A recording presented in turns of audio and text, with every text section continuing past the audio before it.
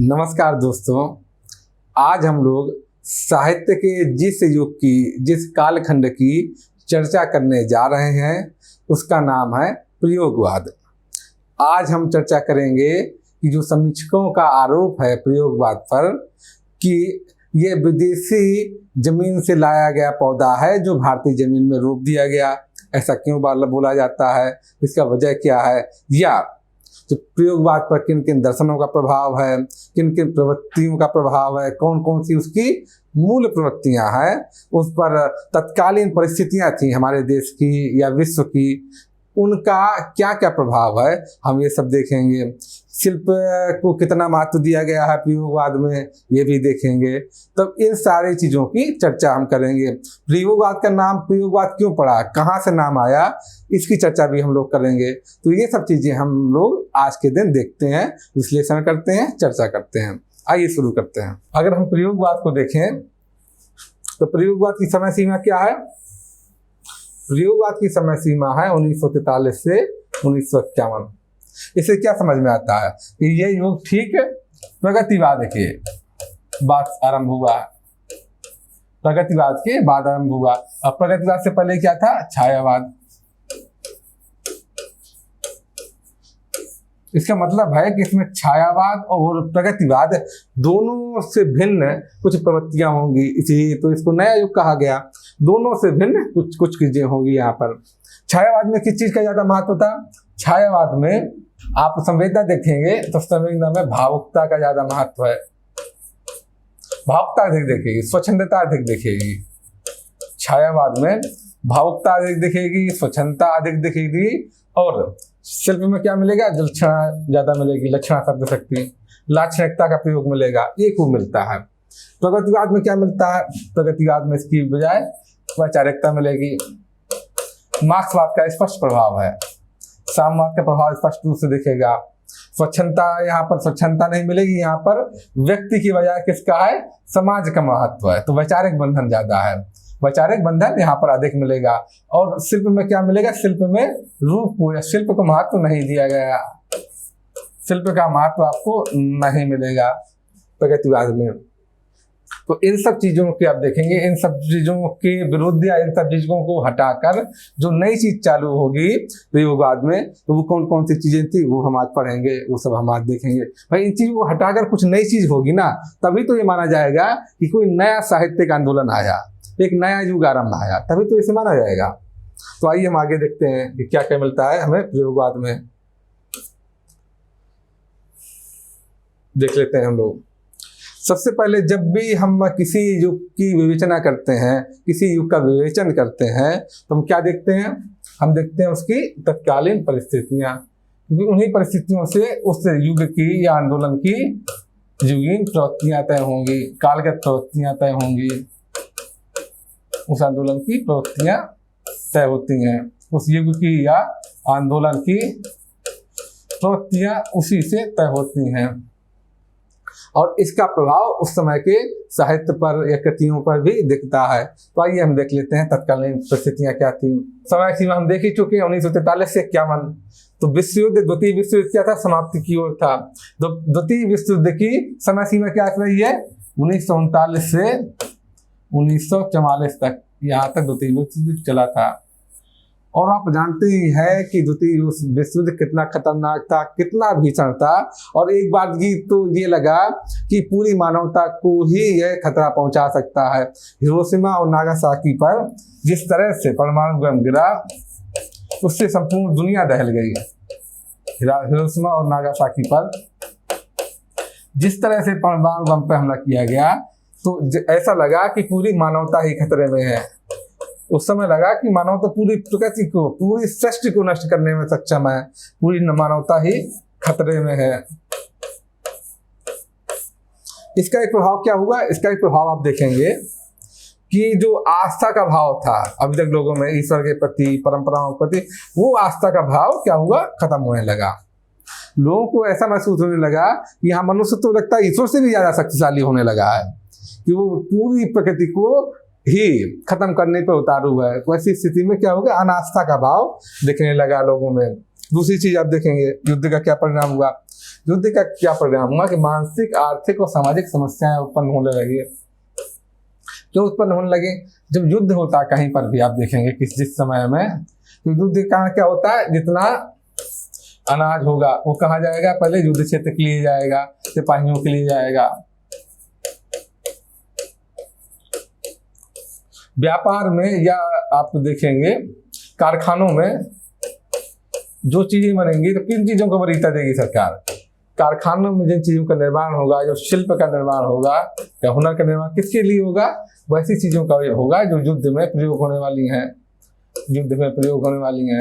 आम जनता की चीजों को वरीयता नहीं मिलेगी। आम जनता की चीजें उस समय नहीं उत्पादित होंगी। जो सिपाहियों को आवश्यकता है, युद्ध में आवश्यकता है, उन चीजों की आवश्यकता बढ़ेगी। धीरे धीरे क्या होगा, इससे क्या होगा, बेरोजगारी बढ़ेगी। युद्ध क्षेत्र के लिए तो रोजगार मिलेंगे, लेकिन बाकी जगह बेरोजगारी बढ़ेगी। भाई कारखानों शिल्प में जब रोजगार कम होगा इस क्षेत्र के लिए, बाकी क्षेत्रों के लिए सिर्फ युद्ध की चीजें बनेंगी, बाकी चीजें नहीं बनेंगी। धीरे धीरे बाद में बेरोजगारी बढ़ेगी। और युद्ध के दौरान अगर रोजगार मिल भी गया तो उसके ठीक बाद फिर बड़ी संख्या में बेरोजगारी होती है। उसके अलावा क्या होगा युद्ध में कि पुरुष ज्यादातर कहाँ जाएंगे, सैनिक क्षेत्र में जाएंगे, युद्ध क्षेत्र में जाएंगे, प्रत्यक्ष या अप्रत्यक्ष रूप में योगदान करेंगे और बड़ी संख्या में पुरुष मरेंगे भी। तो पुरुष और स्त्री के बीच में जो संबंध था वो गड़बड़ाएगा। एक तो पुरुष घर पर मौजूद नहीं है, वो बाहर चला गया, लंबे समय के लिए चला गया। दूसरा, वो मृत्यु को प्राप्त हो गया। तो स्त्री और पुरुष के बीच में जो संख्या का अनुपात है वो भी गड़बड़ होगा। उससे नई नई चीजें, आप सामाजिक समस्या सामने आएंगी, ये आप देखेंगे। या जो घर का अगर जो कमाने वाला सदस्य वो मर जाएगा तो घर में स्थिति गड़बड़ होने लगती है, तो आर्थिक समस्याएं भी आएंगी। इस तरह कई तरह से, हर तरह से समस्याएं उसमें आती हैं। जिस तरह के भौतिक आविष्कार बढ़े युद्ध के दौरान, नए नए आविष्कार लोगों ने देखे, नई नई चीजें देखी, नए नए हथियार देखे, तो उससे क्या है, मानसिक रूप से व्यक्ति लोग परेशान हो गए। मनुष्य खुद को क्या लघु अनुभव करने लगा। इसी समय इसलिए लघु मानववाद की अवधारणा भी आप देखेंगे। मनुष्य खुद को क्या समझने लगा, बहुत बौना महसूस करने लगा इस विज्ञान के सामने, इस तकनीकी के सामने। तो उससे क्या एक मानसिक संकट लोगों में गहराने लगा। आर्थिक संकट तो युद्ध में उपजता ही, और सामाजिक समस्याएं भी युद्ध के कारण निकली, उपजी। और इन सब का प्रभाव आप देखेंगे कि प्रयोगवाद के साहित्य में भी दिखता है। प्रयोगवाद के साहित्य में कैसे, एक तो अनास्था आ गई लोगों में, आस्था के बाद अनास्था, क्योंकि विज्ञान तकनीक और इस सब चीज का बहुत प्रभाव पड़ा। लघु मानववाद वाली अवधारणाएं भी आएंगी, और जो प्रेम की परंपरागत अवधारणा थी छायावादी, वो बदल गई। अब प्रेम कैसा हो गया, शहरी किस्म का प्रेम हो गया, बौद्धिक किस्म का प्रेम हो गया। तीसरा क्या चीज हुई, जो मैंने बताई थी, परिस्थिति संबंध बदले। उससे क्या हो गया, जो यौन प्रतिमान थे, पुराने यौन संबंधों के प्रतिमान थे, वो सब बदलने लगे धीरे धीरे करके। तो वो सब बदलाव आप प्रगतिवाद के साहित्य में देखेंगे, स्पष्ट रूप से महसूस करेंगे। क्या हुआ उस समय तत्कालीन परिस्थितियों में, करो या मरो आंदोलन कब हुआ था, 1942 में, जब आप इतिहास में पढ़ेंगे। करो या मरो आंदोलन जो था महात्मा गांधी जी का, वो लक्ष्य की प्राप्ति उससे नहीं हुई, आज़ादी नहीं मिल पाई। और क्या हुआ, इसी समय क्या हुआ, द्वितीय विश्व युद्ध के समय ही आजाद हिंद फौज की स्थापना भी की गई। सुभाष चंद्र बोस उसके नेता थे।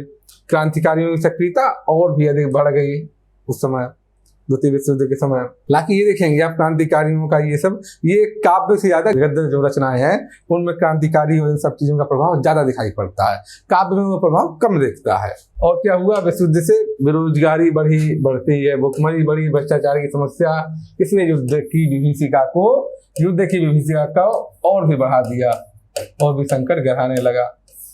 रोजगारी बढ़ती है क्योंकि बाकी रोजगार धंधे बंद होने लगते हैं, चीजें बंद होने लगती हैं, बाकी चीजों की डिमांड घटने लगती है, क्रय क्षमता लोगों की कम होने लगती है। भुखमरी बढ़ती है क्योंकि अनाज कहाँ चला गया, युद्ध क्षेत्र की तरफ चला जाता है। भ्रष्टाचार की समस्या, ये सब समस्याएं, और युद्ध के ठीक बाद तो ये समस्याएं बहुत तेजी से बढ़ती हैं। जैसे युद्ध समाप्त होता है तो उसके बाद तो ये समस्याएं बड़ी तेजी से बढ़ती है, कई गुना विकराल रूप में बढ़ती हैं। और क्या हुआ युद्ध के दौरान, क्या क्या हुआ, और उसके युद्ध के दौरान और उसके बाद उपजी परिस्थितियों ने मानवीय संवेदनाओं को झकझोर दिया।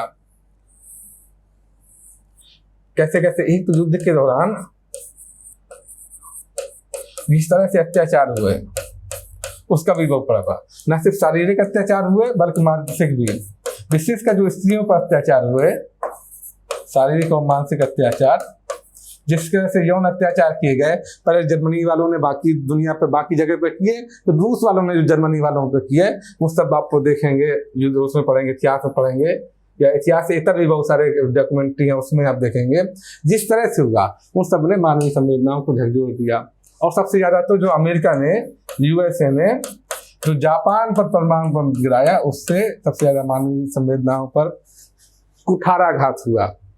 लोगों को लगा कि मतलब क्या हो रहा है, कि पूरे पूरे शहर ही साफ हो गए, और ऐसा विकर्ण फैला कि सदियों तक लोग उसके प्रभाव में रहे। तो ये सब चीजें, या पूरी पूरी पनडुब्बी जहाज डुबो दिए गए, कहे जिस तरह से भीषण मारकाट मची कि मानवीय जो संवेदना वाले गुण होते हैं, करुणा, ममता, दया, इस सब गुण तो लगता है जैसे पृथ्वी से खत्म ही हो जाएंगे, ऐसा महसूस होने लगा, ऐसा भाव होने आने लगा युद्ध के दौरान। तो सबका प्रभाव भी आपको दिखेगा, साहित्य में दिखेगा। अनास्था वाले भाव का प्रभाव भी आप साहित्य में देखेंगे। अनास्था वाला भाव भी युद्ध की ही देन है। युद्ध में इस तरह की परिस्थितियां हुई। अब देखते हैं प्रयोगवाद के बारे में, कैसे कैसे उसका नाम पड़ा, कब आरंभ हुआ, क्या हुआ। तो इसके बारे में जरा देख लेते हैं प्रयोगवाद के बारे में। 1943 में क्या हुआ? 1943 में अज्ञेय के नेतृत्व में पहला तार सप्तक निकला है।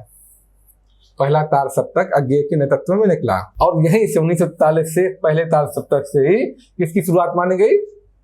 आपके प्रयोगवाद की शुरुआत मानी गई। प्रयोगवाद नाम क्यों पड़ गया, कैसे आया समीक्षकों द्वारा?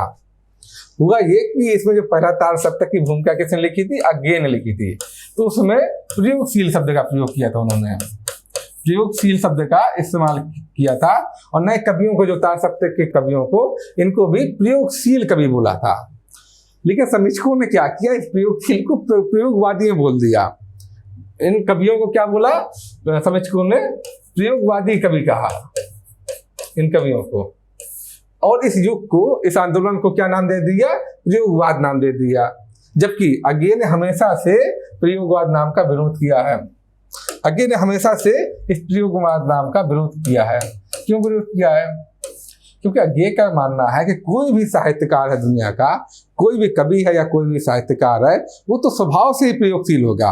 अगर वो प्रयोगशील नहीं होगा तो अच्छा साहित्यकार हो ही नहीं सकता। मतलब अंडरस्टूड है, खुद ब खुद ये ज्ञातव्य है कि अगर कोई साहित्यकार ठीक ठिकाने का साहित्यकार है तो खुद ब खुद वो प्रयोगशील होगा। इसमें अलग से नाम देने की आवश्यकता नहीं है।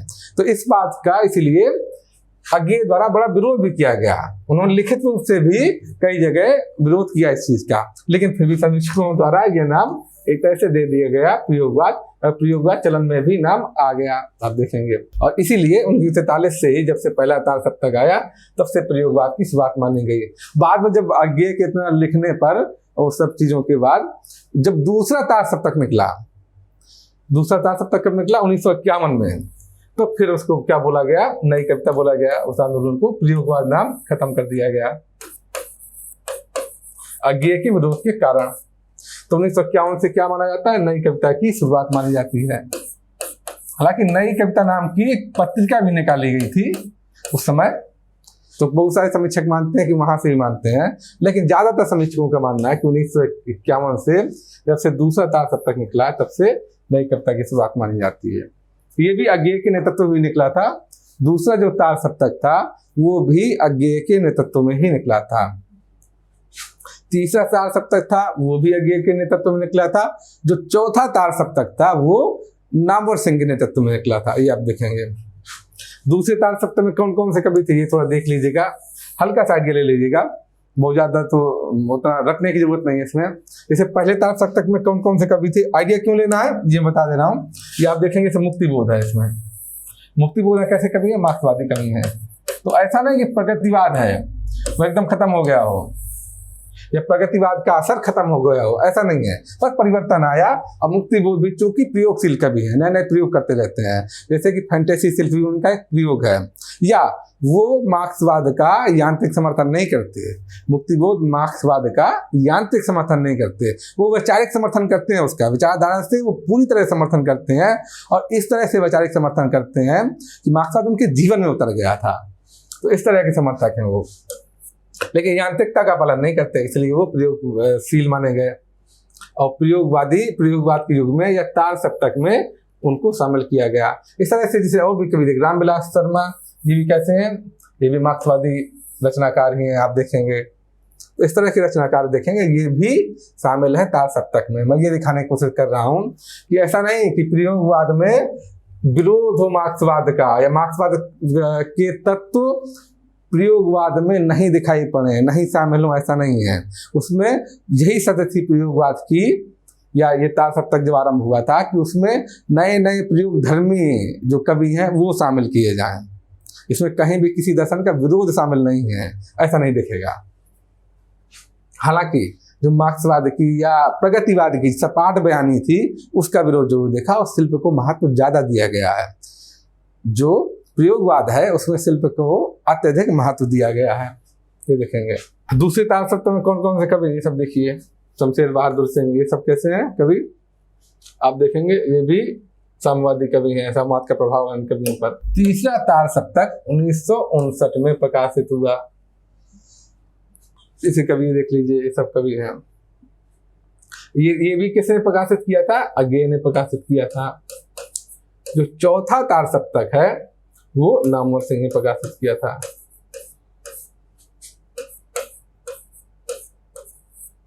ये नामवर सिंह ने प्रकाशित किया था, ये आप देखेंगे। अब देख लेते हैं ये प्रयोगवाद जो था, प्रयोगवादी आंदोलन, काव्य आंदोलन, वो छायावाद की ठहरी हुई अभिव्यंजना प्रणाली, छायावाद की अभिव्यंजना प्रणाली कैसी है, ठहरी हुई है। और प्रगतिवाद की सपाट बयानी, प्रगतिवाद में शिल्प का चूंकि महत्व एकदम नहीं है, बात को बड़ी सपाट बयानी से की जाती है, बिल्कुल सीधे सीधे बोल दिया जाता है, शिल्प का यहाँ कोई महत्व नहीं। तो उसके प्रत्युत्तर में ही आरंभ हुआ था। तो यहाँ पर कैसे होगा, क्या क्या होगा, यहाँ शिल्प का महत्व होगा, आप देखेंगे शिल्प का महत्व होगा। और यहाँ अभिव्यंजना शैली कैसी होगी, ठहरी हुई नहीं होगी। छायावाद में अभिव्यंजना शैली कैसी है, लाक्षणिकता का प्रयोग है, लाक्षणिक है। और यहाँ पर कैसी होगी, बड़ी गतिशील होगी अभिव्यंजना प्रणाली, नए नए प्रयोग मिलेंगे आपको प्रयोगवाद में। तो अभिव्यंजना शैली में देखेंगे आपको नए नए प्रयोग मिलते हैं। और यहाँ शिल्प का महत्व शिल्प में बड़ा हुआ दिखेगा, ये चीज है। प्रयोगवाद में किन किन दर्शनों का प्रभाव है, ये देख लेते हैं हम लोग। कौन कौन से पश्चिमी दर्शन है और कौन कौन से भारतीय दर्शन है। पश्चिमी दर्शन में आप देखेंगे कि प्रयोगवाद में सबसे ज्यादा प्रभाव किसका मिलता है, मनोविश्लेषणवाद का। मनोविश्लेषणवाद का प्रभाव बहुत अधिक मिलता है। मनोविश्लेषणवाद क्या है देख लेते हैं हल्का सा। इसका प्रभाव सबसे ज्यादा मिलता है आपको।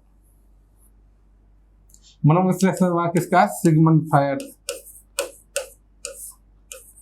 फ्रायड का दर्शन है।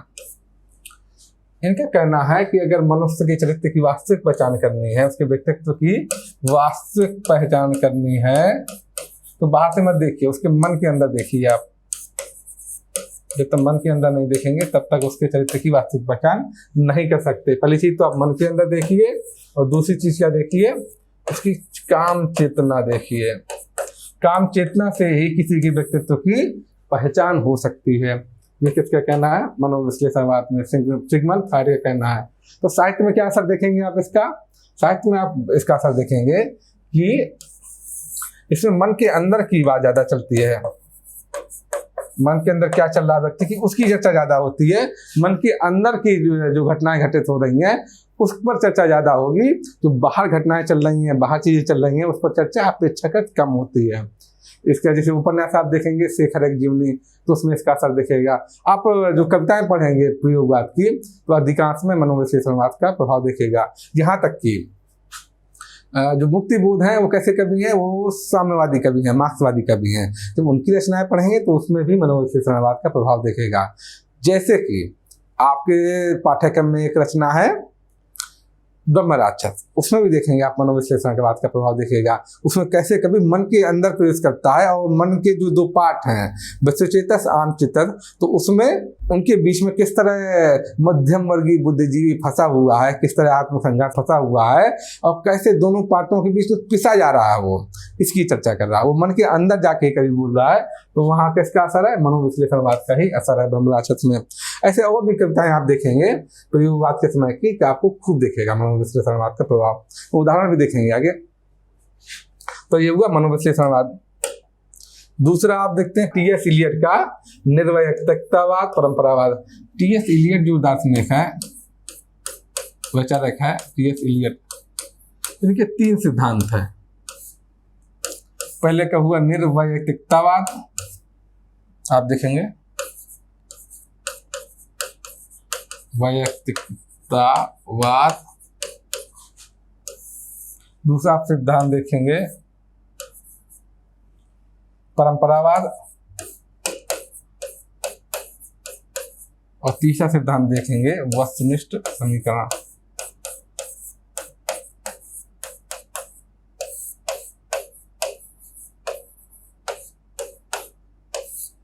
ये 3 सिद्धांत है। तीनों ही सिद्धांतों का असर आपको प्रयोगवाद में दिखेगा, इसका सबसे ज्यादा और इसका कम अपेक्षाकृत, लेकिन तीनों ही सिद्धांतों का असर आपको प्रयोगवाद में दिखाई पड़ेगा। निर्वैयक्तिकतावाद क्या कहता है?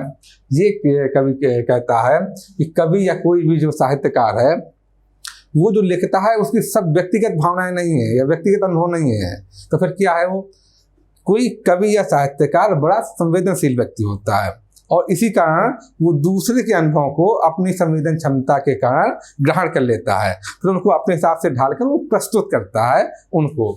तो इसलिए ये क्या करता है, इसकी उपमा दी जाती है कि जैसे H2SO4 बनता है, H2O प्लस SO3 मिलकर क्या बनाते हैं? H2O प्लस SO3 मिलकर बन के प्लेटिनम की उपस्थिति में क्या बनाते हैं? H2SO4। लेकिन इसमें प्लेटिनम सिर्फ उपस्थित रहता है, इसका इस प्रक्रिया में आप देखेंगे कोई योगदान नहीं रहता, ये सिर्फ यहाँ उपस्थित रहता है प्लेटिनम, इसका इस प्रक्रिया में कोई योगदान है। H2O प्लस SO3 मिलके H2SO4 बन गया, प्लेटिनम से उपस्थित है। कवि की भूमिका या साहित्यकार की भूमिका इस प्लेटिनम की तरह मानी गई है, जो कि रचना प्रक्रिया के दौरान उपस्थित रहता है, लेकिन वास्तव में उस डायरेक्टली प्रत्यक्ष रूप से कोई योगदान नहीं करता। हाँ, इसी दर्शन को बोला गया निर्वैयक्तिकतावाद। इसका कहना यही है कि जो साहित्य है, साहित्य की रचना है, तो उसमें क्या है, कवि ने अपनी संवेदन क्षमता के आधार पर दूसरों के अनुभव को इकट्ठा किया और उसको प्रस्तुत किया है, अपनी प्रतिभा के आधार पर, अपनी रचना क्षमता के आधार पर, अपनी कला के आधार पर। तो इस दर्शन को बोला गया निर्वैयक्तिकतावाद। ये आपको दिखेगा जैसे कि आपके सिलेबस में एक कविता है असाध्य वीणा। असाध्य वीणा जब आप पढ़ेंगे तो उसमें आप देखेंगे स्पष्ट रूप से इसका प्रभाव ये किस तरह से।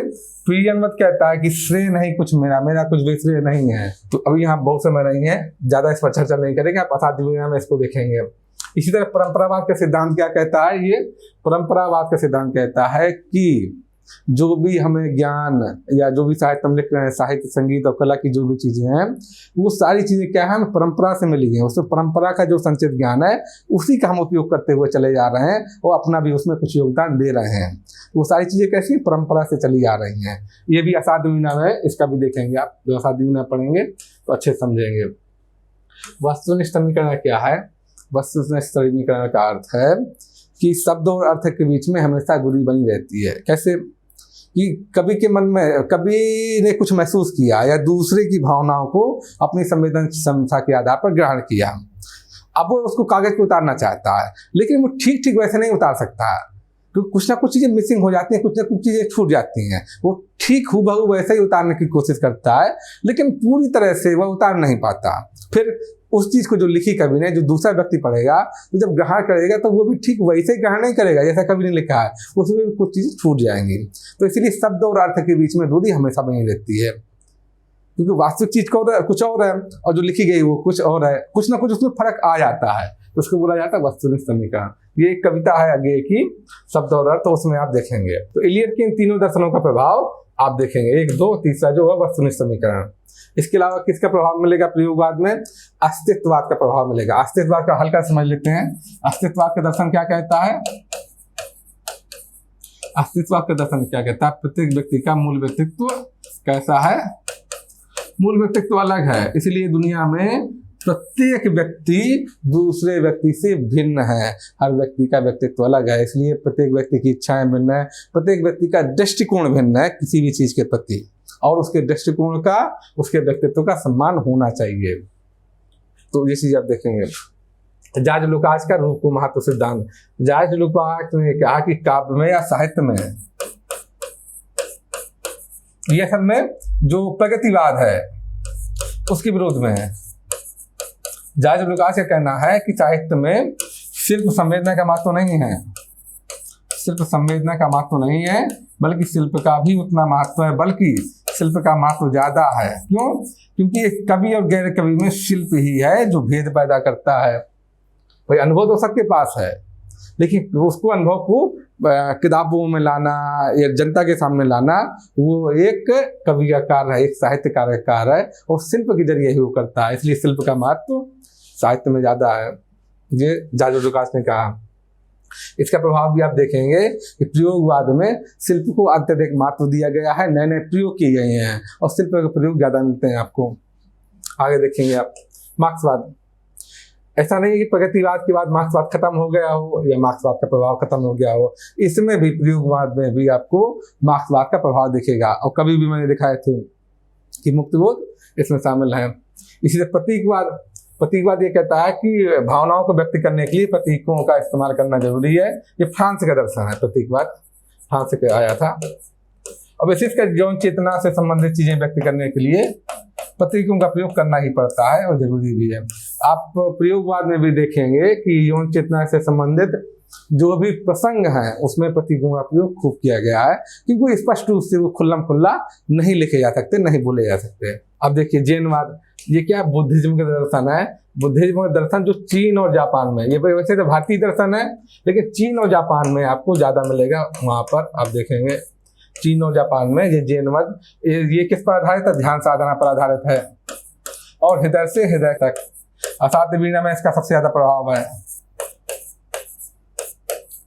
इस पर यह आधारित है। आप देखेंगे, आप पाएंगे। अब देख लेते हैं भारतीय दर्शन। भारतीय दर्शन में किसका प्रभाव मिलेगा? खूब क्षणवाद। ये भी बौद्ध दर्शन का ही एक हिस्सा है। ये बोलता है कि जगत में प्रतिक्षण परिवर्तन उपस्थित है, प्रतिक्षण परिवर्तन हो रहा है और परिवर्तन ही इस जगत का सत्य है, इस जगत का सार है। दूसरा गांधीवाद का प्रभाव आपको खूब मिलेगा। गांधीवाद के बारे में आप जानते हैं, सत्य अहिंसा। और गांधीवाद किसके समर्थक है? व्यक्तिगत स्वतंत्रता के बहुत समर्थक हैं। व्यक्तिगत स्वतंत्रता के बहुत समर्थक हैं। और इसका देखें कहीं ना कहीं ये चीज कहाँ से जुड़ जाती है? अस्तित्ववाद से भी जुड़ जाती है। गांधीवाद व्यक्तिगत स्वतंत्रता के बहुत बड़े समर्थक हैं और छायावाद में गांधीवाद का प्रभाव है। इसी वजह से छायावाद में स्वतंत्रता की बात, व्यक्तिगत स्वतंत्रता की चर्चा जगह जगह की गई है। जगह जगह व्यक्तिगत स्वतंत्रता की बात, व्यक्तिगत स्वतंत्रता का प्रभाव आपको मिलेगा। ये गांधीवाद का ही असर है। तो इन सब दर्शनों का प्रभाव आपको प्रयोगवाद में मिलेगा। इसलिए मैंने हल्की हल्की सी चर्चा की है, हल्की हल्का सा बता दिया। और इन सब जो पश्चिमी दर्शन है, ये सब जो पश्चिमी दर्शन है, इनके प्रभाव के कारण ही समीक्षकों द्वारा ये बोला गया कि प्रयोगवाद कैसा आंदोलन है? प्रयोगवाद एक विदेशी आंदोलन है। ये कैसा आंदोलन है? ये एक विदेशी आंदोलन है। और क्या बोला गया? और ये बोला कि ये कैसा है? एक विदेशी पौधा है। ये बोला गया कि ये एक विदेशी पौधा है जो कि भारत की जमीन पर जबरदस्ती लगा दिया गया है, जबरदस्ती थोप दिया गया है। ऐसा इसके बारे में चर्चा की गई इसके चलते, क्योंकि इसमें पश्चिमी दर्शनों का काफी प्रभाव है। लेकिन जब आप पढ़ेंगे, इसको देखेंगे, तो ऐसा नहीं है कि विदेशी दर्शन या विदेशी चीजों को आंख मूंद कर स्वीकार किया गया हो, बल्कि उसको पूरी भारतीय ढांचे में, भारतीय सामाजिक ढांचे में पूरी तरह से चीजों को ढाला गया है। कविता पढ़ेंगे तो आपको लगेगा कि विदेशी कविताएं नहीं है कहीं से, ये हमारे समाज की कविताएं हैं, अपनी कविताएं हैं, ऐसा आपको महसूस होगा। क्योंकि इसमें जो समस्याएं उठाई गई हैं वो हमारे समाज की, हमारे देश की हैं, हमारी दुनिया की हैं। तो आपको ऐसा लगेगा नहीं कि विदेशी है। हम अब क्या पढ़ते हैं? प्रयोगवाद की विशेषताएं। तो विशेषताएं पढ़ेंगे तो दो पक्ष हैं, संवेदनागत विशेषताएं और शिल्पगत विशेषताएं। अब हम संवेदनागत विशेषताएं देख लेते हैं। पहला बिंदु क्या है संवेदनागत विशेषताओं में? कि ये शहरी मध्यवर्गीय यथार्थवादी दृष्टिकोण है। इसका यथार्थवादी दृष्टिकोण है, और यथार्थवादी कैसा है? शहरी मध्यवर्गीय दृष्टिकोण है। क्योंकि उस समय देश आजादी होने वाला था या आजाद हो गया था उस समय तक, तो उस समय देखेंगे आप कि क्या था? शहरीकरण भी बढ़ रहा था। गांव से लोग कहाँ बढ़ रहे थे? ग्राम से लोग शहर की ओर बढ़ रहे थे। और शहर में लोग जो है तो उनकी मध्यम वर्ग की स्थिति बहुत अच्छी नहीं थी, बड़े संपन्न नहीं थे वो लोग। तो उसमें देखेंगे आप, इसमें शहरी मध्यवर्गीय यथार्थवादी दृष्टिकोण आपको मिलेगा। जैसे कि उदाहरण के लिए कि चलो उठे, अब तक हम थे बंधु, शहर को आए और रहे बैठे तो लोग कहेंगे धुंधले में दुबके धूप में बैठे हैं। ये सर्दी की सुबह है जब कोहरा पड़ता है, तो सर्दी की सुबह उसी सुबह की बात है जब कवि क्या कह रहा है कि अभी तक हम भाई भाई थे, हम दोनों बैठे हुए थे, बंधु थे, लेकिन अगर बैठे रहेंगे तो हल्के में लोग यही समझेंगे कि लोगों की सोच ही ऐसी हो गई है, लोग इस तरह का दृष्टिकोण रखते हैं कि लोग क्या सोचेंगे कि धुंधले में दो प्रेमी बैठे हैं, दो प्रेमी बैठे हैं, भाई भाई नहीं है बल्कि प्रेमी बैठे हैं, क्योंकि समाज की सोच ही ऐसी हो गई है। तो वही दृष्टिकोण दिखाया गया है, शहरी मध्यवर्गीय यथार्थवादी दृष्टिकोण। आर्थिक सामाजिक समस्याओं का चित्रण खूब मिलेगा आपको, क्योंकि उस समय विश्व युद्ध हुआ ही था, तो विश्व युद्ध की वजह से भी समस्याएं बड़ी तेजी से उभर रही थी, देश भी आजाद हो रहा था, लोगों की इच्छाएं बढ़ी हुई थी, आकांक्षाएं बढ़ी थी, लेकिन पूर्ति नहीं हो पा रही थी। तो उसमें देखिएगा कवि के यहाँ ये सब चित्रण मिलता है। जैसे नून तेल लकड़ी की फिक्र में लगे घुन से, जैसे घुन नहीं लकड़ी खाती जाती है, उसी तरह नून तेल लकड़ी की फिक्र में लगे घुन से, मकड़ी के जाले से कोल्हू के बल से। किस तरह लोग उसी में घिसता हुआ रोज रोज पिसता जा रहा, रोज बर रोज उसी सब चिंताओं में, उसी सब कष्टों में किस तरह पिसता जा रहा, ये देखिए। और साथ साथ ये देखिए कैसे प्रतीक या वो कैसे इस्तेमाल, उपमान कैसे इस्तेमाल किए गए हैं। प्रयोगवाद में सबसे ज्यादा प्रयोग किया गया, उसमें किस चीज से किया गया प्रयोग, उसमें सबसे ज्यादा प्रयोग किया गया उपमान योजना का। उपमानों का प्रयोग बिल्कुल नया नया है, सबसे ज्यादा उपमान नए नए मिलेंगे, उपमान योजना अद्भुत मिलेगी प्रयोगवाद में। तो देखिए नून तेल लकड़ी की फिक्के में लगे कैसे घुन से, ये उपमान देखिए, लकड़ी के जाले से, मकड़ी के जाले से, जिस तरह से मकड़ी का जाला लगा रहता है और मकड़ी अपने ही जाले को बुनती है और किस तरह उसमें फंसी रहती है, इसी तरह हम भी अपनी समस्याओं को खुद ही बुन रहे हैं और खुद ही उसमें फंसे हुए हैं। तो लकड़ी के जाले से कोल्हू के बैल से, जैसे कोल्हू का बैल क्या होता है, उसी के इर्द घूमता रहता है, ऐसे घूमता रहता है कोल्हू का बैल, बस यहाँ पर घानी लगी रहती है, जिससे तेल पेरा जाता है और उसके इर्द गिर्द बैल घूमता रहता है। तो हम भी रोजमर्रा की उन्हीं समस्याओं में रोज रोज घूम रहे हैं, साल दर साल घूमते चले जा रहे हैं। तो उसी का जिक्र यहाँ पर किया है। तो उपमान योजना देखिए अद्भुत है। मैंने पहले ही बोला था कि इसमें क्या हुआ था कि आपको वो नहीं मिलेगा, आस्था नहीं मिलेगी, परंपरागत जो रिवाज हैं, विश्वास है, उनके प्रति आस्था नहीं मिलेगी, उनको छोड़ दिया है लोगों ने, कवियों ने छोड़ दिया है। तो देखेंगे आप परंपरागत मान्यताओं और रूढ़ियों को खारिज करना, नए राहों की खोज कर रहे हैं, कभी नए रास्तों की खोज कर रहे हैं। कैसे देखिए, ये किसी निश्चित नियम क्रम की सरासर सीढ़ियां हैं, अथवा परंपरा या रूढ़ियां हैं, वो निश्चित क्रम में बनी हुई हैं, इसको पीढ़ी दर पीढ़ी फॉलो करती चली जा रही है, अनुसरण करती चली जा रही है। ये किसी निश्चित नियम क्रम की सरासर सीढ़ियां हैं, पांव रखकर बढ़ रही जिस पर की अपनी पीढ़ियां हैं। पीढ़ी दर पीढ़ी लोग उन परंपराओं का, उन रूढ़ियों का, उन रीतियों का पालन करते चले जा रहे हैं, बिना सीढ़ी के बढ़ेंगे। कभी कह रहा है कि हम बिना सीढ़ी के चलेंगे, इन परंपराओं से हटकर वैसे ही चलेंगे, बिना सीढ़ी के बढ़ेंगे, तीर के जैसे बढ़ेंगे, तीर के समान चलेंगे हम, इन परंपराओं का, रूढ़ियों का आश्रय नहीं लेंगे हम। तो इनको खारिज किया कवि ने। अगला बिंदु क्या है, प्रेम में भावना का भाव। अब प्रेम कैसा हो गया, बौद्धिक किस्म का हो गया है। और जब प्रेम में बुद्धि आ जाएगी तो क्या हो जाएगी, भावना खत्म हो जाएगी। भाई दो चीजें एक साथ नहीं आ सकती, ये तो बुद्धि आएगी तो भावना आएगी। तो जब बुद्धि आ गई प्रेम में, बौद्धिकता आ गई, तो जब बौद्धिकता उपस्थित हो गई तो भावना क्या हो जाएगी, क्योंकि हर चीज में दिमाग लगने लगा। अब भावना से कार्य नहीं होगा प्रेम में, बल्कि कैलकुलेशन बैठने लगा कि मैं कब प्रेम करूंगा, किससे करूं तो मुझे ज्यादा फायदा होगा या किससे नुकसान होगा, तो सिर्फ अपने फायदे की बात होगी उस समय। जब प्रेम में बौद्धिकता आ जाएगी तो भावना का अभाव हो जाएगा। देखिए शहरी बुद्धिजीवी का प्रेम, ये देखिए, प्यार का नाम लेते ही बिजली के स्टोव से जो एकदम सुर्ख हो जाती है। उपमान देखिए यहाँ के कि बिजली के स्टोव से, कि बिजली का स्टोव कैसे जलता है जब लाल हो जाता है, बिजली के स्टोव से जो एकदम सुर्ख हो जाती है, जो हीटर है बिजली का कैसे लाल हो जाता है। तो उसका जिक्र कर रहे हैं कि प्यार का नाम लेते ही कैसे सुर्ख हो जाती है। या ये देखिए, फूल झर गए, क्षण भर की तो देरी थी, अभी अभी तो दृष्टि फेरी थी। तो वही दिखा रहा है कि प्रेम कैसा है, क्षणिक हो गया है। जो शहरी प्रेम है, बौद्धिक प्रेम है, वो स्थायी नहीं है, वो कैसा हो गया, क्षणिक हो गया है, उसमें स्थायित्व तो नहीं, सस्टेनेबल नहीं रहा, वो क्षणिक हो गया है। तो उसी का वर्णन है कि फूल झर गए, क्षण भर की तो देरी थी, अभी अभी तो दृष्टि फेरी थी। विडंबनाओं पर खूब व्यंग किया गया है, समय देखेंगे आप। जैसे हालांकि जो आप देखेंगे प्रगतिवाद, प्रगतिवाद में राजनीतिक व्यंग्य बड़ी संख्या में मिलते हैं, लेकिन प्रयोगवाद में आप आएंगे तो प्रयोगवाद में राजनीतिक व्यंग्य नहीं मिलेंगे, उसके बजाय सामाजिक विडंबनाओं पर व्यंग्य ज़्यादा मिलेंगे। जो सामाजिक विद्रूपताएँ हैं, सामाजिक विडंबनाएँ हैं, हमारे समाज में जो उपस्थित हैं, उस पर व्यंग्य ज़्यादा मिलेंगे। जैसे देखिए, सांप के आधार पर कैसे व्यंग्य किया गया है ऐसे लोगों पर जो डस लेते हैं, नुकसान पहुंचाते हैं, आस्तीन के सांप की तरह काम करते हैं, उन पर व्यंग्य किया है कि सांप तुम सभ्य तो हुए नहीं, नगर में बसना भी तुम्हें नहीं आया, तब कैसे सीखा डसना विष कहा खाया। यह जो शहरी लोगों के लिए है कि शहरी लोग हैं, जो चतुर लोग हैं, चालाक लोग हैं, कैसे शरीफ लोगों को, कैसे आम आदमी को किस तरह से डस लेते हैं, किस तरह से उसका शोषण करते हैं, किस तरह से आघात पहुंचाते हैं, उसी का जिक्र किया गया है। तो ये शहर के लोगों के ऊपर है। इस सांप जो बोला गया किसको है, शहर के लोग हैं उन्हीं पर है, ये उसी पर है। देखिए, या एक पूंजीवाद के खिलाफ ये लिखा हुआ है, बोला गया है पूंजीपति के लिए कि डरो मत शोषक भैया, पी लो मेरा रक्त ताजा है मीठा है।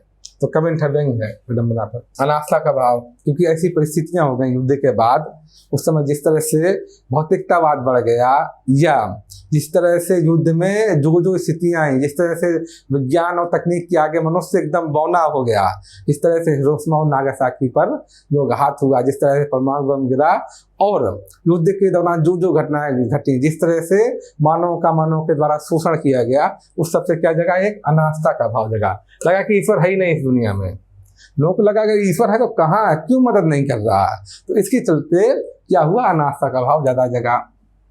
ये देखिए किस तरह से जो पुराने मिथक हैं, जिनके प्रति आस्था थी पहले लोगों को, अब वो मिथक टूटते जा रहे हैं, उन मिथक के प्रति आस्था नहीं रह गई है। जैसे ये देखिए, पुराने मिथक में मेनका, विश्वामित्र और उर्वशी, गणेश। ये देखिए, मेनका अस्पताल में नर्स हो गई और विश्वामित्र ट्यूशन कर रहे हैं, उर्वशी ने डांस स्कूल खोल लिया है, और गणेश क्या कर रहे हैं, टाफी खा रहे हैं। देखिए, इस तरह की रचनाएं मिलेंगी आपको। आगे देखते हैं, अनुभूति तथा भोगे हुए यथार्थ को महत्व बल ज्यादा मिलेगा। क्यों? जब तक प्रगतिवाद था, तो प्रगतिवाद या मार्क्सवाद में किसको महत्व है, युग चेतना का ज्यादा महत्व है। उसमें युग चेतना की बात होती है कि हम पूरा क्या करेंगे, युग परिवर्तित करेंगे, सामाजिक क्रांति कराएंगे, आर्थिक क्रांति करेंगे, राजनीतिक क्रांति करेंगे, हम हिंसक क्रांति करेंगे, और क्या करेंगे, युग बदल देंगे। तो युग की बात होती है उसमें। प्रगतिवाद में क्या हो रहा था, युग की बात हो रही थी। प्रयोगवाद में क्या है, प्रयोगवाद में युग का महत्व नहीं है, क्रांति का महत्व नहीं, यहाँ क्रांति नहीं करनी है, यहाँ क्या है, यहाँ पर अनुभूति का महत्व है। यहाँ पर क्या है, अनुभूति का महत्व है। और अनुभूति कैसी होती है, अनुभूति हमेशा क्षणिक होती है, वो युग में नहीं होती। अनुभूति तो क्षणिक होती है, एक क्षण में ही कुछ घटित हो जाता है और सारी चीजें बदल जाती हैं अंदर की। तो अनुभूति कैसी होती है, क्षणिक होती है। आप हमेशा देखेंगे, यहाँ तक कि संबोधि के बारे में बोला जाता है कि वो एक आती है, क्षण में आती है, क्षणिक होती है वो। वही आप देखेंगे कि यहाँ अनुभूति पर बल है, भोगे हुए यथार्थ पर बल है, इसीलिए क्षण का महत्व ज्यादा है, यहाँ युग का महत्व नहीं है। क्योंकि अनुभूति कैसी होती है, क्षणिक होती है। ये देखिए एग्जाम्पल, कौन कहता है कि इंद्रिय सुख सीमित है भंगुर है, तुम्हें पाकर हर रूप रस गंध गान में, जाने कैसी है अनंता अगाधता आ गई है। तो यहाँ पर किसका वर्णन है, भोगे हुए यथार्थ का वर्णन है। अनुभूति के वर्णन के आगे भी कोटेशन आएगा, बताऊंगा कैसे कैसे है, क्षणवाद में आएंगे आपको, क्षणवाद में देखेंगे, क्योंकि अनुभूति का संबंध किससे, क्षण से है, तो क्षणवाद में देखेंगे आप। आगे देखिए, ये देखिए यहाँ पर किसका कोटेशन है, ये कोटेशन है आपका भोगे हुए यथार्थ का, कि कौन कहता है कि इंद्रिय सुख सीमित है भंगुर है, तुम्हें पाकर हर रूप रस गंध गान में, जाने कैसी है अनंतता अगाधता आ गई है। देखिए निराशावाद की भी उपस्थिति है। निराशावाद क्यों, जिस तरह से भौतिकता बढ़ी है, अति भौतिकता हो गई है, अति वैज्ञानिकता हो गई है, तो लोगों को क्या होने लगा, धीरे धीरे निराशा होने लगी है। उन्हें उपाय नहीं दिख रहा कि इस सबसे कैसे निपटा जाए, कैसे इन सबसे ऊपर निकला जाए, कैसे बाहर निकला जाए। तो धीरे धीरे क्या हो गई है, निराशा होने लगी है। साथ ही निराशा क्यों है कि देश अब क्या हुआ, आजाद हो गया है, देश तो आजाद हो गया है, लेकिन जो जो आकांक्षाएं थी लोगों की, कवियों की, कि देश आजाद होगा तो क्या क्या होगा, वो जैसा सोचा था वैसा पूरा नहीं हुआ। इस वजह से क्या है, निराशावाद आ गया है। ये देखिए दिन मर गया है, मैं भी मर गया हूँ, हील और हल्दी से वासिफ मेरी बीवी मगर अभी जिंदा है। या मेरे मन की अंधियारी कोठरी में अतृप्त आकांक्षा, इस अतृप्त की वजह से ही निराशा आ गई है। अतृप्त आकांक्षा, जो आकांक्षा थी, जो इच्छा थी, वो तृप्त नहीं हुई, उस वजह से निराशा है। अतृप्त आकांक्षा की वेश्या बुरी तरह खांस रही है। वो उपमान तो आप देखेंगे, मेरे मन की अंधियारी कोठरी में, ये सब उपमान योजना है। लघुता के प्रति स्वीकार भाव, मैंने बताया कि इस तरह के युद्ध की विवेचना थी, जिस तरह तकनीक का प्रयोग था, जिस तरह से भौतिकी का प्रयोग हुआ, तो लोगों को लगने लगा कि हम लोगों का अस्तित्व कितना बौना है।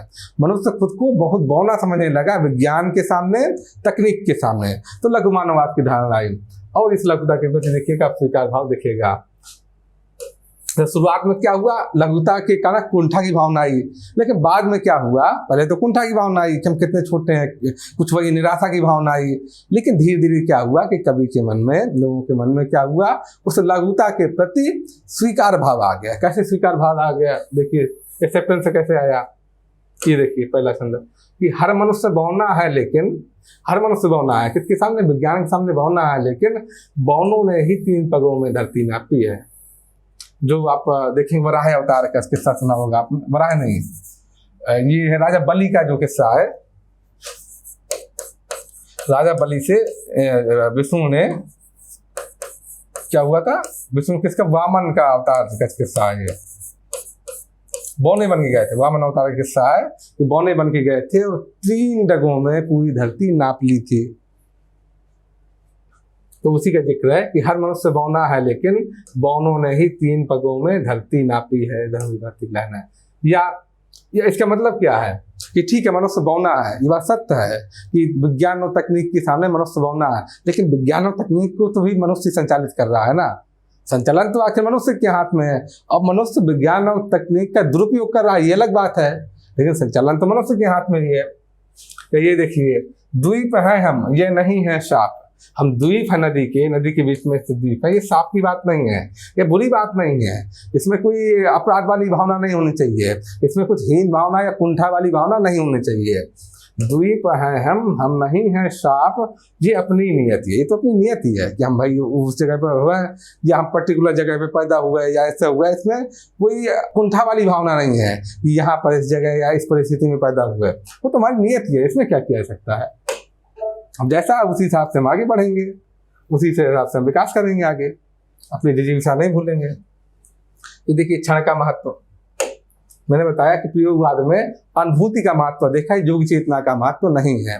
तो प्रयोगवाद में जब अनुभूति का महत्व होगा तो अनुभूति कैसी होती है, क्षणिक होती है, इसीलिए प्रयोगवाद में क्षण का महत्व देखा है। ये देखिए, एक क्षण भर और लंबे सर्जना के क्षण कभी हो नहीं सकते।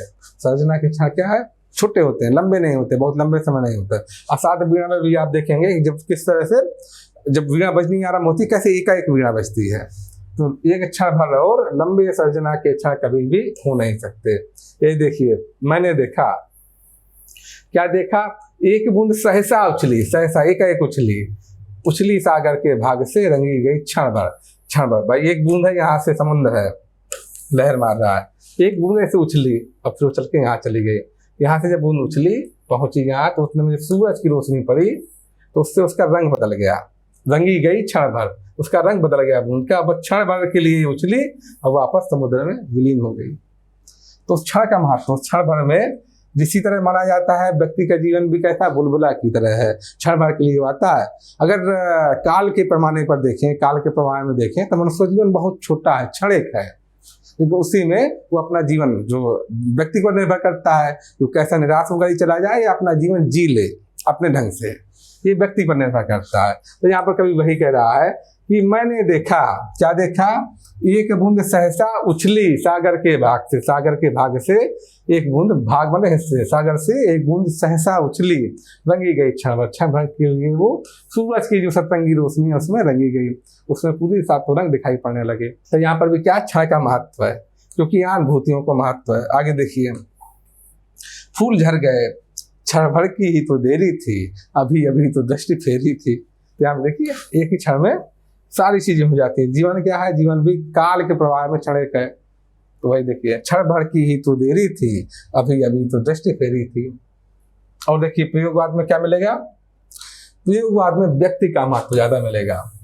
प्रयोगवाद में विचारधारा का महत्व नहीं है। प्रगतिवाद में क्या था, विचारधारा का महत्व ज्यादा था और विचारधारा का समाज का महत्व ज्यादा था, व्यक्ति का महत्व वहां पर नहीं था। लेकिन यहां आप देखेंगे समाज के बजाय व्यक्ति का महत्व आपको ज्यादा दिखेगा। और यहाँ पर स्वीकार क्या किया गया कि मनुष्य या व्यक्ति समाज से तो स्वतंत्र नहीं है कि समाज से बाहर चला जाए, ऐसा नहीं है, लेकिन समाज के अंदर व्यक्ति क्या है, स्वतंत्र है। समाज के अंदर रहकर व्यक्ति स्वतंत्र है, वो समाज से स्वतंत्र नहीं है, लेकिन समाज के अंदर व्यक्ति स्वतंत्र है पूरी तरह से। तो वही यहाँ पर प्रयुक्त होगा, जगह जगह देखेंगे व्यक्ति के महत्व की बड़ी कदर मिलेगी। और इस पर किसका प्रभाव देखा था हमने, अस्तित्ववाद यही कहता है कि प्रत्येक व्यक्ति का मूल व्यक्तित्व अलग अलग है और उसको अस्तित्व के अनुसार ही जीवन जीना चाहिए।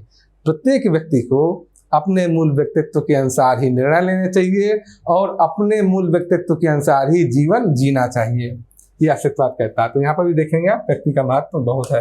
अस्तित्ववाद का प्रभाव देखेंगे आप, ये क्या है, ये क्षणवाद का प्रभाव है, ये क्षणवाद का प्रभाव है, ये क्षणवाद का प्रभाव है। आप देखेंगे ये सब क्या है, क्षणवाद का प्रभाव है, ये क्षणवाद का प्रभाव है।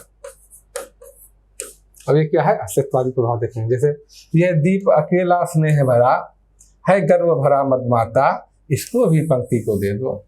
अर्थात ये जो व्यक्ति है, ये व्यक्ति है, इसके अंदर क्या है, स्वाभिमान है, गर्व है, स्वाभिमान है, इसके अंदर आकांक्षाएं हैं, जिजीविका है। इसको भी क्या है, जो समाज है। यहाँ पंक्ति क्या है, पंक्ति किसकी प्रतीक है, पंक्ति समाज के प्रतीक है। और द्वीप किसका प्रतीक है, द्वीप व्यक्ति का प्रतीक है। इसी तरह के प्रतीक आपको खूब इस्तेमाल होंगे। तो ये कोटेशन आप अस्तित्ववाद के दर्शन के प्रभाव के तहत भी इस्तेमाल कर सकते हैं, व्यक्ति और समाज के संबंध के तहत भी इस्तेमाल कर सकते हैं, व्यक्ति के महत्व के तहत भी इस्तेमाल कर सकते हैं और प्रतीक के तहत भी इस्तेमाल कर सकते हैं। तो प्रतीक पे पढ़ना है तो आप यहाँ पर इस कोटेशन को लिख सकते हैं। तो एक एक कोटेशन का प्रयोग आप कई तरीके से कर सकते हैं। यहाँ पर दीप किसका प्रतीक है, दीप प्रतीक है व्यक्ति का और पंक्ति प्रतीक है समाज का। पंक्ति यहाँ पर समाज का ही प्रतीक है। ये देखिए इसमें क्या है, द्वीप किसका प्रतीक है, द्वीप प्रतीक है व्यक्ति का नीचे वाली लाइन पे। और नदी किसका प्रतीक है, नदी प्रतीक है समाज का। तो इस तरह के प्रतीक आपको प्रयोगवाद में खूब मिलेंगे। जैसे ये देखिए, हम नदी के द्वीप हैं, वह हमें आकार देती है किंतु हम बहते नहीं हैं। बहने का मतलब क्या हुआ कि अपने व्यक्तित्व को समाप्त कर देना, गायब कर देना, अपने व्यक्तित्व को समाप्त कर देना, बहने का ही मतलब हुआ।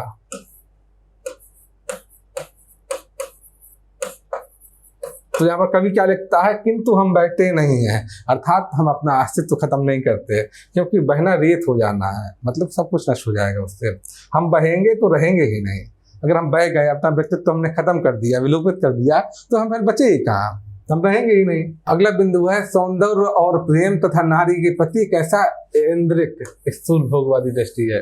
इसमें दृष्टि भावुक नहीं है, भावुकतापूर्ण नहीं है, बल्कि नारी के प्रति कैसी हो गई है, दृष्टि स्थूल हो गई है, भोगवादी हो गई है, ऐन्द्रिक हो गई है, शारीरिक हो गई है। आप कहिए मोटे अक्षरों में तो शारीरिक हो गई है, दैहिक हो गई है, इस तरह हो गई है। अब यहाँ पर सौंदर्य दृष्टि वैसी नहीं है, भाव किस्म की नहीं है जैसी छायावाद में थी, वैसी नहीं है। ऐसे देखिए, घिर गया नभ उमड़ आए में ये काले, भूमि के कंपित उरोजों पर झुका सा, विशद स्वास्थ्य चिता तू प्यार है अभिशप्त, तुम कहाँ हो नारी। तो ये सब देखिए, ये सब शब्द जो है ऐसे ही है। और ये जो उपमान योजना है इसकी, वो भी वही दिखाती है, जौन चेतना को ही दिखा रही है, उसी का प्रतीक है। तो आप देख सकते हैं कि कैसी हो गई दृष्टि, स्थूल हो गई है। अब ऐसी छायावाद की तरह भावुक नहीं बची। ये देखिए, अगर मैंने किसी के होंठ के पाटल कभी चूमे, अगर मैंने किसी के नैन के बादल कभी चूमे, महज इससे किसी का प्यार मुझ पर पाप कैसे हो, महज इससे किसी का स्वर्ग मुझ पर साप कैसे हो। ये भी यौन चेतना की बात हो रही है, प्रतीकों के रूप में इसकी चर्चा की जा रही है, प्रतीकों का इस्तेमाल किया जा रहा है। तो उसी की, तो यहाँ पर प्रेम देखेंगे आप कैसी वो शारीरिक हो गई है, दैहिक हो गई है, भाव किस्म की नहीं है। ये आप देखेंगे विद्रोह की भावना। इस समय के कवियों में आपको जो सामाजिक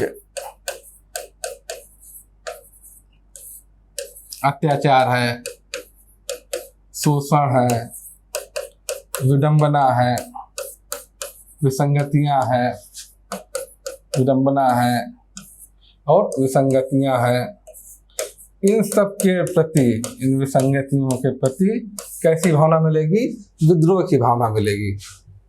जैसे देखिए, ठहर ठहर आतताई जरा सुन ले, मेरे कुद्रवीर की पुकार आज सुन जा। यही देखिए, नूतन प्रचंड स्वर से आतताई आज तुझको पुकार रहा मैं, रण में उद्यत दुर्निवार ललकार रहा मैं। या ये देखिए विद्रोह की भावना, ये देखिए इस परंपरा से जो चला आ रहा है कि साहित्यकार फला चीज को फला ही लिखेगा, वैसा हम क्यों लिखें? आखिर वो क्यों माने? हम यहाँ पर उसी का जिक्र है कि चांदनी चंदन सदस्य हम क्यों लिखें, मुख हमें कमल सरीखे क्यों लिखें, क्यों हम लिखें कि कंजमुख, हम क्यों कंजमुख लिखें? भाई ये पुरानी परंपरा, पुराने लोग वो ढंग के लिख गए हैं। अब जब वैसा बचे नहीं, व्यवस्था नहीं बची वैसी, समाज में वैसा नहीं बचा, तब क्यों हम वैसा लिखें? तो अभी तक हमने क्या पढ़ा?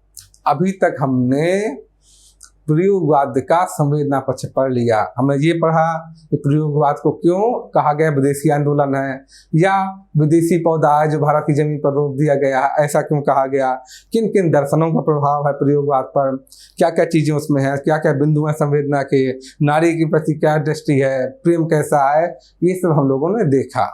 अब हम क्या पढ़ेंगे? अब हम शिल्पगत विशेषता पढ़ेंगे। और प्रयोगवाद का शिल्प इसलिए महत्वपूर्ण है क्योंकि प्रयोगवादी आंदोलन शिल्प पर बड़ा जोर देता है। उसमें जो प्रयोग हुए हैं संवेदना के साथ साथ शिल्प पर बड़े प्रयोग हुए हैं, ये आप देखेंगे। तो सबसे ज्यादा प्रयोग किस पर हुए हैं आप देखेंगे? शिल्प में भी उपमान योजना पर आपको नए नए उपमान खूब मिलेंगे। उपमान बिल्कुल नए ढंग के आपको यहाँ पर दिखाई पड़ेंगे। देखिए कैसे कैसे नई अनुभूति और यथार्थ को व्यक्त करने के लिए, क्योंकि अब अनुभूतियां भी बदल गई और यथार्थ भी बदल गया, करने के लिए नई भाषा आपको दिखाई पड़ेगी। सबसे पहले भाषा शैली देखेंगे तो नई भाषा शैली दिखाई पड़ेगी। प्रारंभ में क्या था? आरंभ में प्रयोगवाद के कवियों की भाषा अत्यंत क्लिष्ट थी, कठिन थी और तत्सम थी। आप देखेंगे तत्सम होने का और भी ज्यादा क्लिष्ट थी, ये भाषा कठिन थी। जैसे निविड़ अंधकार, एक अकिंचन निष्प्रभ अनाभूत द्युतिकरण, इस तरह के शब्द आप देखेंगे। आसन्न पतन, ईसत करुण, स्निग्ध कातर शीतलता, ये सद फण बुभुक्षा, इस तरह के शब्द, आस्फालन, ये शब्द आप देखेंगे। अज्ञेय की ही रचनाएं पढ़ेंगे आप तो शुरुआत में देखेंगे इस तरह के शब्द बहुत मिलते हैं अज्ञेय की रचनाओं में। ये तत्सम है और कैसे क्लिष्ट शब्द है, मुश्किल शब्द है। आम जनता की रोजमर्रा की जिंदगी में आम जनता इस तरह के शब्दों का प्रयोग नहीं करती है। तो इसी तरह के प्रयोगवाद के कवियों के आरंभ में इस तरह की भाषा थी। बाद में क्या हुआ? धीरे धीरे करके ये कैसी हो गई? सरल होकर आम जनता के करीब आती गई। तो अब कैसे उपमान मिलते हैं, अब कैसे शब्द मिलते हैं? देखिए अब शब्द बावरा, अहेरी। अहेरी का मतलब होता है आंखें टक, यानी शिकारी। बावरा मतलब पागल। बावरा, अहेरी, लाल कन्हैया, भुंजा हुआ पाकर, ये आम जनता की भाषा आ गई। लालटेन नयन, बावरा, धैर्य धन गधा, ये सब आम जनता की भाषा है। लालटेन नयन, भुंजा हुआ पापड़, तो ऐसी भाषा धीरे धीरे बदल के यहाँ पर जाकर ठहर गई भाषा। प्रयोगवाद में आके जो प्रयोग किए गए तो कैसे किए? पहले कविता क्या थी? गेय थी या श्रव्य थी। अब प्रयोगवाद में क्या हुआ कि जिस तरह से प्रयोग किए गए हैं कि कविता कैसी हो गई? पाठ्य हो गई है, पढ़ने की वस्तु हो गई, पहले सुनने की वस्तु थी कविता। अब प्रयोगवाद में आके जिस तरह से प्रयोग किए गए हैं कि कविता कैसी हो गई? पाठ्य वस्तु हो गई है। देखिए कैसे विराम संकेतों का प्रयोग, आड़ी तिरछी रेखाओं का, छोटे बड़े टाइप का प्रयोग, सीधे उल्टे अक्षरों का प्रयोग, अधूरे वाक्यों का प्रयोग, हैश तथा डैश, डैश कोष्टक में बात करना, ये जैसे डैश डैश डैश ये है, इस तरह के प्रयोग, ये इस तरह से ये जो कामा और सबका प्रयोग, तो ये देखेंगे आप इस तरह से। उदाहरण के रूप में देखिए इस तरह के प्रयोग खूब किए गए। विराम चिन्हों का प्रयोग, जैसे ये देखिए विराम, अर्ध विराम, पूर्ण विराम, अल्प विराम, ये सब का प्रयोग आप देखेंगे। तो इस तरह के प्रयोग खूब मिलेंगे आपको। आगे देखते हैं बिंब में नवीनता।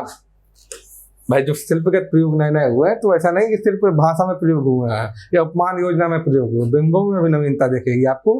खूब नए नए ढंग के बिंब मिलेंगे। और सबसे ज्यादा जो नवीनता आपको देखेगी, चाहे प्रतीक देखिए या बिंब देखिए, तो उन सब में जो नवीनता आपको दिखेगी, यौन चेतना वाले जो प्रसंग है उसमें चूंकि कभी खुल्लम खुल्ला अपनी बात नहीं कह सकता, सीधे सीधे अपनी बात नहीं कह सकता, तो चाहे वो वाले बिंब हो या उसका वर्णन हो, उस सब में आप प्रतीकों का प्रयोग ज़्यादा देखेंगे, नवीनता ज़्यादा दिखेगी आपको, उपमान भी नए ज़्यादा मिलेंगे और प्रतीक भी ज़्यादा मिलेंगे वहाँ पर। ये देखिए इसे थका हुआ बादल, पश्चिम के श्याम निरावत, निरावत मतलब बिना ढके हुए, पश्चिम के श्याम निरावृत, निरावृत शिखरों पर शीतल कपोल पर क्षण गहरी नींद में सो गया। तो उसी का जिक्र आप देखेंगे, यौन चेतना के जो प्रसंग हो उनमें से ये ज्यादा देखेगा। ये देखिए बिंब, नए नए बिंब देखिए, कितना सुंदर बिंब है ये, कि मैंने देखा एक बूंद सहसा उछली, सागर के भाग से रंग गई क्षण भर। तो ये क्षण की बिंब है जो कितना सुंदर बिंब है। या ये भदेश बिंब देखिए, ये सब कैसे है मधुर बिंब है, आप देखिए ये कैसा भदेश बिंब है। ये देखिए मूत्र संचित मृत्तिका के वृत्त में, मूत्र संचित पेशाब कर रहा गधा, मृत्तिका के वृत्त में, जब पेशाब करता है घेरा बन जाता है, तो मूत्र संचित मृत्तिका के वृत्त में तीन टांगों पर खड़ा नतग्रीव, नत मतलब झुकाए हुए गर्दन, नतग्रीव धर्म धन गधा। आपको इस तरह के बिंब भी, भदेश बिंब भी दिखाई पड़ेंगे प्रयोगवाद में, क्योंकि ये प्रयोगों का युग ही है, तो नए नए प्रयोग आपको खूब दिखाई पड़ेंगे। अब प्रस्तुत विधान क्या होता है कि जब हम कविता कोई पढ़ रहे हैं तो जिसके बारे में चल रही सीधे सीधे कविता वो कहलाता है प्रस्तुत, इसके बारे में बात कही जा रही है, लेकिन उसी के साम्यता, गुणों की साम्यता या अन्य साम्यता के आधार पर जिससे तुलना की जा रही हो, अगर उसकी बात आने लगी तो कहलाता है प्रस्तुत। उपमान योजना या अलंकार योजना में खूब प्रयोग होता है इसका, तो अप्रस्तुत होता है। लेकिन कई जगह आप देखेंगे प्रयोगवाद में ये अप्रस्तुत आपको मिलेगा ही नहीं, प्रस्तुत आपको मिलेगा ही नहीं, प्रस्तुत उपस्थित ही नहीं होगा, उपस्थित ही नहीं होगा, बल्कि अप्रस्तुत से ही पूरी बात कह दी जाएगी। जैसे कि ये देखिए यहाँ पर अप्रस्तुत से ही पूरी बात कही जा रही है। ये दीप अकेला स्नेह भरा है, गर्व भरा मद माता, पर इसको भी पंक्ति को दे दो। तो यहाँ पर जो दीप और पंक्ति की बात हो रही, वास्तव में क्या है, ये दीप किसका प्रतीक है, दीप प्रतीक है व्यक्ति का। ये बात हो रही है व्यक्ति और समाज के लिए, और पंक्ति किसका प्रतीक है, समाज की। तो ये इशारा उसी हो रहा है, उस व्यक्ति और समाज की बात हो रही है, यहाँ दीप की बात ही नहीं हो रही। ये दीप क्या प्रतीक है, तो अप्रस्तुत चीज है जो दीप और ये पंक्ति, उसकी जरिए ही बात कह दी जा रही है। तो इस तरह का प्रस्तुत विधान भी खूब मिलेगा, यहाँ प्रस्तुत ही नहीं है, वैसा भी अप्रस्तुत विधान आपको प्रयोगवाद में दिखाई पड़ेगा। खूब प्रतीकों का प्रयोग खूब मिलेगा इसमें। क्यों, एक तो यौन चेतना के जहाँ जहाँ प्रसंग है वहां पर प्रतीकों का प्रयोग खूब मिलेगा, या अन्य जगह आप देखेंगे प्रतीकों के माध्यम से कवि ने बात कही है, ज्यादा प्रभावशाली ढंग से बात कही है। और प्रतीकों का प्रभाव ये होता है कि जो आपकी रचना है, जो यह बात कह रहे हैं, वो काल के प्रभाव को पार कर जाती है, हर काल में प्रासंगिक बनी रहती है आपकी रचना, या आपकी जो आप जिस चीज का जिक्र कर रहे हैं बात आपकी है। तो अंधा युग और कनुप्रिया में खूब प्रतीकों का प्रयोग किया गया है। अंधा युग क्या है, असल में ये युद्ध पर रचना की गई है, और इसमें प्रसंग लिया गया है महाभारत युद्ध का। लेकिन महाभारत युद्ध तो देखेंगे प्रतीक है, एक तरह से वह कौन सा प्रसंग है, द्वितीय विश्व युद्ध जो उस समय गुजरा था, तो सेकेंड वर्ल्ड वार या द्वितीय विश्व युद्ध का ही प्रसंग है, उसी का जिक्र है। आप देखेंगे, ये आप देखेंगे जैसे प्रतीक का प्रयोग ये देखिए, हम नदी के द्वीप हैं, तो द्वीप किसका प्रतीक है, द्वीप व्यक्ति का प्रतीक है, और नदी किसका प्रतीक है, नदी है समाज का प्रतीक है। जैसे यहाँ भी हमने देखा था, द्वीप किसका प्रतीक है, व्यक्ति का, और पंक्ति किसका, समाज का। इसी तरह यहाँ नदी किसका प्रतीक है, नदी प्रतीक है समाज का। तो ये चीज आप देखेंगे, ऐसा देखेंगे। ये अंधा युग है, अंधा युद्ध नहीं है, अंधा युग, ये अंधा युग है। ये चीज जो लिखा हुआ है ये है। नवीन उपमान, सबसे ज्यादा नवीनता किसमें आई है प्रयोगवाद में, सबसे ज्यादा प्रयोग किसमें किए गए हैं, उपमान में किए गए हैं। उपमान योजना में सबसे ज्यादा प्रयोग किए गए हैं। आप देखेंगे आगे ने लिखा भी है कि अगर मैं तुझको ललाटे सांझ की नब की अकेली तारिका अब नहीं कहता, तो पूरी कविता है। और लास्ट में क्या है कि उपमान मैले हो गए हैं, अर्थात पुराने उपमान थे वो झूठे हो चुके हैं। इतने बार कवियों ने इस्तेमाल कर दिया है कि नायिका की तुलना चांद से कर करके लोगों ने परेशान कर दिया है। तो अब इसलिए क्या चाहिए, अब उपमान नए होने चाहिए। कविता में नवीनता के लिए जरूरी है कि उपमान नए हों, तो आपको नए नए उपमान खूब मिलेंगे। जैसे इस तरह के उपमान, छिपकली सी लड़की, चाशनी सा दिन, थर्मामीटर के पारे सी भावनाएं जो चढ़ रही हैं उतर रही हैं बार बार, उस तरह के। जैसे ये देखिए उसका प्रयोग कि मेरे सपने इस तरह टूट गए जैसे भुंजा हुआ पापड़, ये उपमानों की नवीनता है। थर्मामीटर के पारे सी चुपचाप जिसमें भावनाएं चढ़ती उतरती हैं। प्यार का नाम लेते ही बिजली की स्टोव सी सुर्ख है। सुर्ख कैसी? बिजली की स्टोव सी। इस तरह की उपमान योजना खूब मिलेगी आपको। और क्या देखेंगे अब? लय एवं ताल के साथ मुक्तक छंदों का प्रयोग। अब देखेंगे इसमें आपको प्रयोगवाद में आपको मुक्तक छंद मिलेंगे, मुक्तक मिलेंगे और तुकबंदी नहीं मिलेगी आपको। मुक्त छंद मिलेंगे, मुक्तक नहीं, मुक्त छंद है ये। तुकबंदी नहीं मिलेगी आपको, बल्कि क्या मिलेगा? मुक्त छंद मिलेगा, मुक्त छंद मिलेगा। ये लय एवं ताल के साथ मुक्त छंदों का प्रयोग मिलेगा, तुकबंदी नहीं मिलेगी। मुक्त छंद वो छंद है जिसमें तुकबंदी नहीं होती। पुराने जो आप कविता पढ़ेंगे उसमें हर जगह तुकबंदी मिलेगी। जैसे आप कमानी पढ़े, पूरी कमानी में आपको तुकबंदी मिलेगी। या दिनकर की रचनाएं पढ़े, सौभाग्य न सब दिन सोता है, देखें आगे क्या होता है। तो ये सोता है और होता है, ये क्या? तुकबंदी है। तो ये तुकबंदी आपको इस समय प्रयोगवाद में नहीं मिलेगी, तुकबंदी नहीं मिलेगी। इसको क्या बोला जाता है? मुक्त छंद। मुक्त छंद की शुरुआत किसने की थी? आप देखेंगे निराला ने की थी। छायावाद से मुक्त करना आरंभ होता है, लेकिन लय और ताल ये मौजूद होगी, उसी की वजह से आप कविता को गा सकते हैं। जैसे ये देखिए, अगर कहीं मैं तोता होता तो क्या होता, तो क्या होता, तोता होता। फिर अच्छा, भाव ना बदल रही, भाव बदल रहे हैं तो लय बदल जा रही है। तो ता ता ता ता निश्चित स्वर में होता होता। तो क्या है, ये चीज लिखिए, इससे आपकी लय बदल जाएगी, ताल बदल जाएगी। और कहीं भी देखिए तुकबंदी का प्रयोग नहीं होगा आपको। अब उतनी बड़ी लाइन नहीं तुकबंदी आपको दिखे, यही देखिए कहीं तुकबंदी का आपको प्रयोग नहीं मिलेगा। लय और ताल का प्रयोग मिलेगा, लेकिन तुकबंदी। थके हुए हैं हम, इसलिए नहीं कि कई युद्धों में हमने भी बाहुबल दिखाया है, प्रहरी थे हम केवल 17 दिनों के लोमहर्षक संग्राम में। तो इसमें कहीं भी तुकबंदी नहीं देखी, पूरी रचना में नीचे से ऊपर तक तुकबंदी नहीं है, लेकिन लय और ताल विद्यमान है। इसी वजह से हम इसको गा सकते हैं। तो कहीं पर तुकबंदी आपको नहीं मिलेगा। और लय और ताल भी बदलती जाएंगी। जैसे ये आहलाद से झूमकर, तो इससे पहले की आप लय ताल अलग है और यहाँ आपकी लय बदल जाएगी। जैसे जैसे भाव बदलते हैं तो लय भी बदल जाती है। इसलिए इन सब चीज़ों को लिख के दिखाया गया है। और ये क्या है, एक तरह से नए नए प्रयोग हैं। पहले की रचनाओं में इस तरह के प्रयोग नहीं मिलते थे कि भाव दिखा दिए या लिख दिए जाए कि किस भाव से गाना है उसको। ये सब पहले आपको नहीं मिलेंगे, लेकिन बाद में ये देखिए निश्चय के स्वर में है। तो ये लिखने के बाद जैसे आप पढ़ेंगे तो अब क्या है ना, अब भाव बदल गया आपका, तो लय भी बदल जाएगी। तो यहाँ हमने क्या देखा, अभी आपने संवेदना पक्ष हम पढ़ ही चुके हैं, प्रयोगवाद का शिल्प पक्ष भी पढ़ चुके हैं। शिल्प पक्ष में किस किस तरह से नवीनता है, उपमानों की किस कदर नवीनता है, बिंबों में नवीनता देखेंगे आप।